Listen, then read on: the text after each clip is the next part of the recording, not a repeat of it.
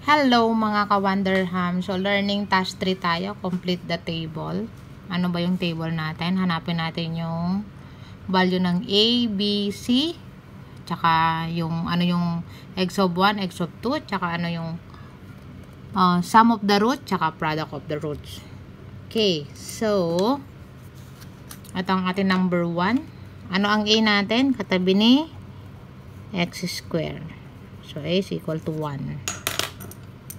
B ay pag walang katabi si x square, ibig sabihin single 1. So, ang B ay positive 5. Ang C ay positive 4. Now, if-factor natin to ngayon, x square plus 5x plus 4 is equal to 0. Ano ba ang number pag pinag-multiply mo magiging 4, pero pag pinag-add mo magiging 5? So, 4 tsaka 1. 4 times 1, 4. 4 plus 1 is equal to 5. So, ang ating factor ay x plus 1, x plus 4 equal to 0. So, x plus 1 is equal to 0. Lalagay natin yung positive 1 sa kabila ng equal, magiging x minus 1. Yan ang ating x of 1. Ang x of 2 equal to x plus 4 is equal to 0. Lalagay natin yung positive 4 sa kabila ng equal, magiging negative 4. So, ano yung sum of the roots? Ang sum of the roots natin, x of 1 plus x of 2 is equal to, so, negative 1 plus negative 4 is equal to negative 5. So, negative 5. So, yan ang ating sagot sa ating sum of the roots. Ang product of the roots, x of 1 plus, times x of 2 is equal to negative 1 times negative 4 is equal to what? Times, tama ba?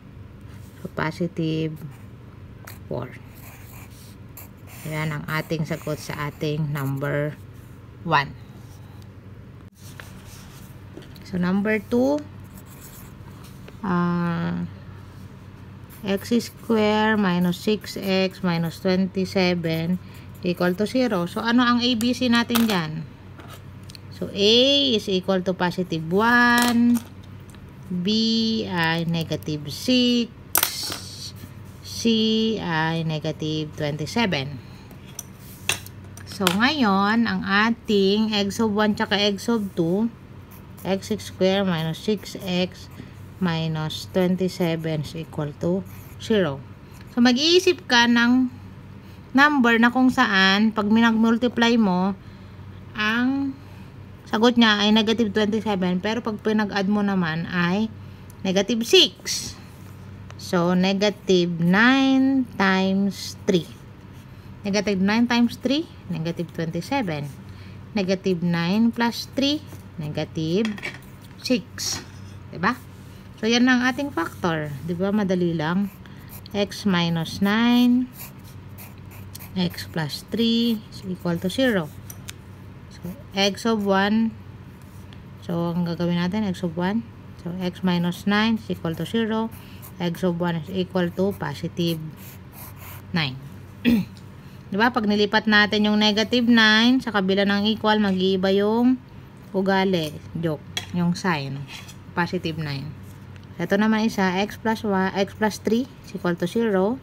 So, yung positive 3 magiging negative 3 kasi lumipat siya sa kabila. Okay, so ayan yung ating x of 2. So, sum of the roots. Ay, dali naman. X of 1 plus x of 2 is equal to what? 9 plus negative 3 is equal to positive 6. Yan. Kasi, ito, magiging parang 9 minus 3 na siya. Equal to positive 6. So, ito ang ating sum of the roots. Ang product of the roots, x of 1 times x of 2 is equal to 9 times negative 3 equal to negative 27. So, x of 1 times x of 2 is equal to positive 27.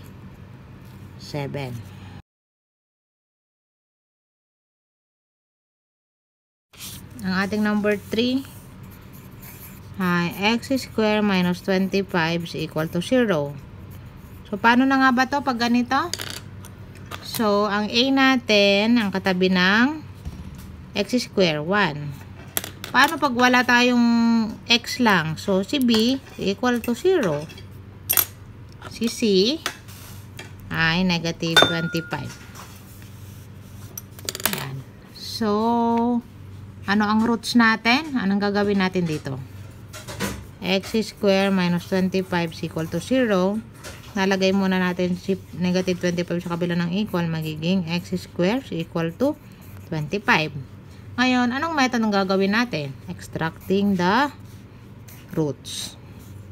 So, x is equal to positive negative 25. Ibig sabihin yan, ang x of 1 mo ay positive 5. Ay, bakit square root of 25 is 25? Sorry. Nagmamadali na kasi ako kasi maglalaro kami ni Kuya Wonder eh. na.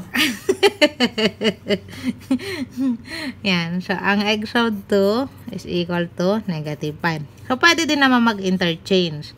So, kung gusto nyo yung x of 1 nyo ay negative 5, gusto nyo yung x of 2 nyo ay positive 5, pwede rin yun.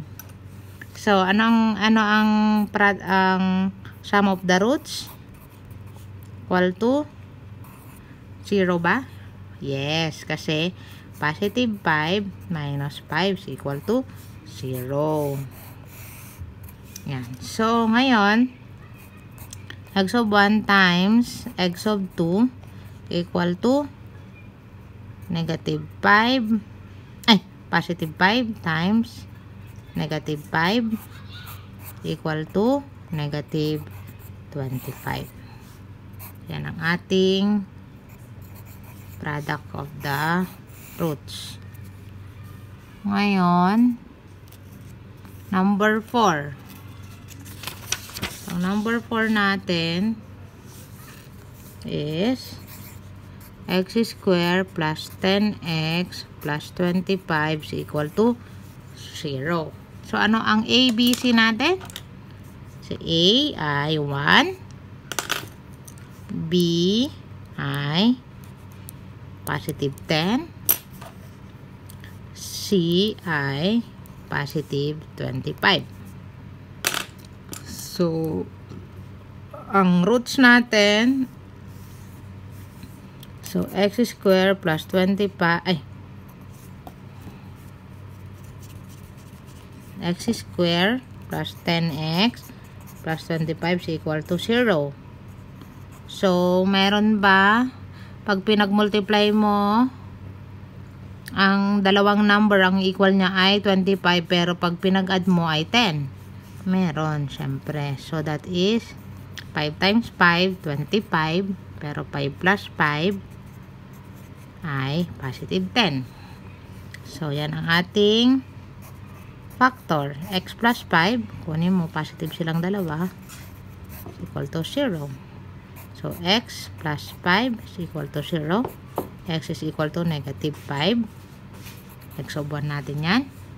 X of 2, x plus 5 ulit, to 0. So, x of 2 is equal to negative 5. Bakit po naging negative 5? Kasi, yung positive 5, lumipat sa kabila ng equal.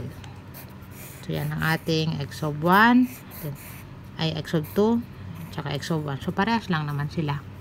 So, ano ang sum of the roots natin? Di 0, x plus, hindi pala siya 0, sorry. Is equal to negative 10. Bakit negative 10?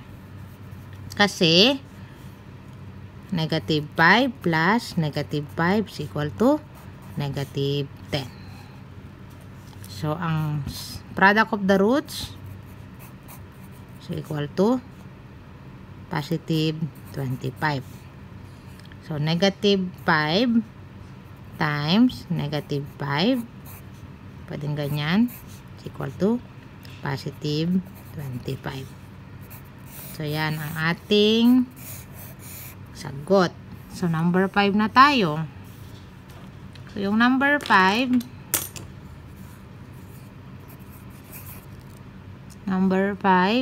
2x square minus 5x plus 3 is equal to 0. So, ano ang 1? Ano ang a? Siyempre, yung kasama ng 2x square. So, 2. B, ito, negative 5. 3, C ay 3. So, ngayon, factor na natin. So, 2x square minus 5x plus 3 is equal to 0. So, medyo mahirap siyang i-factor nito. Gagamitin natin ay quadratic equation. So, x is equal to negative b plus minus square root of b square minus 4ac all over 2a. So, negative b, ito, negative times negative 5 plus minus square root of b square, negative 5 square minus 4 times 2 times 3 all over 2a. So, negative 5 times negative, positive 5 plus minus square root ng 25, 2 times 3, 6. Diba? Times negative 4, negative 24 all over, ano yung 2a natin? 2. 4. Para nasagutan na natin to. Positive 5 plus minus square root of 1 over 4. So, yan. Yan ang ating x. So, ilipat natin na. X is equal to positive 5 plus minus square root of 1 all over 4. Kasi 2 times 2 is equal to 4. So, ngayon, ang x of 1 natin, gagawin muna natin 5 plus 1. Kasi ang square root ng 1 ay 1 over 4. So, x of 1 is equal to 6 over 4 or 3 over 2. Kasi divide natin siya sa 2. 6 divided by 2, 3. 4 divided by 2, 2. So, x of 2, positive 5 minus naman, 1 over 4. Is equal to 4 over 4 or 1. So, ang x of 2 natin ay 1. So, ngayon, sum of the roots. So, x of 1 plus x of 2 is equal to what? So, x of 1 is 3 over 2 plus 1 is equal to, anong gagawin natin? I-convert natin to sa fraction. So, 3 over 2 plus 2 over 2 para magka-same na sila ng denominator. So, 2 over 2, diba? Is equal pa rin sa 2 to 1. Is equal to 5 over 2. So, ang ating sagot dito sa sum of the roots is 5 over 2. Ang product of the roots naman natin, sub 2 is equal to what? So, 3 over 2 times 1 over 1. Same lang din naman yan. So, is equal to 3 times 1, 3. 3 times 2, 2. 3 over 2. So, yan ang ating sagot sa ating complete the table. Yan lang po. And disclaimer, mga ka-Wonderham, hindi po ako teacher. Ako po ay isang manggagawang OFW. So, please like, share, and subscribe. Bye-bye! Kasi maglalaro na kami ni Kuya Wonder. ML na, ML.